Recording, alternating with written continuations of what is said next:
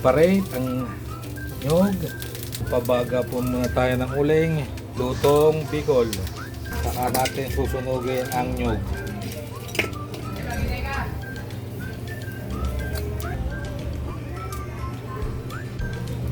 Ang tawag pala dito ay tinutungang gata.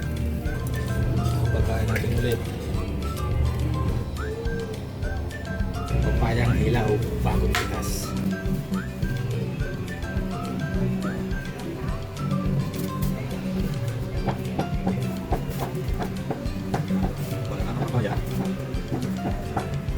Ingredients: papaya, hiniwa pong maliliit para madali po siyang maluto, manipis. Sili, luya, bawang sibuyas, tanglad.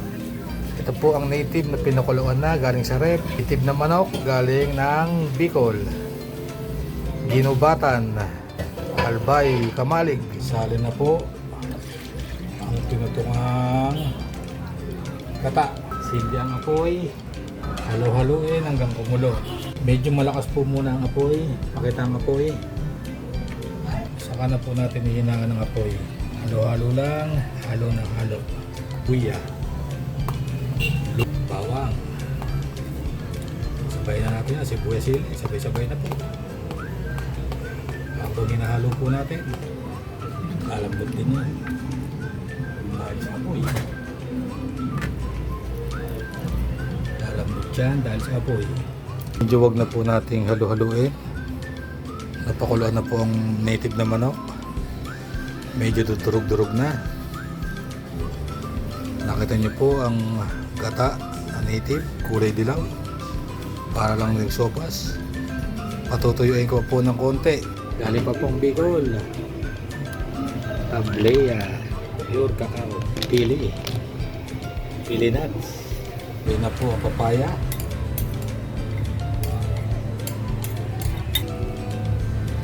Papaya at paminta. Uy, maganda pagkakamulo. After 30 minutes, naantay na lang po natin matuyo. Malambot na po, 15 minutes. Pinangat ng kamalig. Luto na po ang tinutungang native. At tinutungan.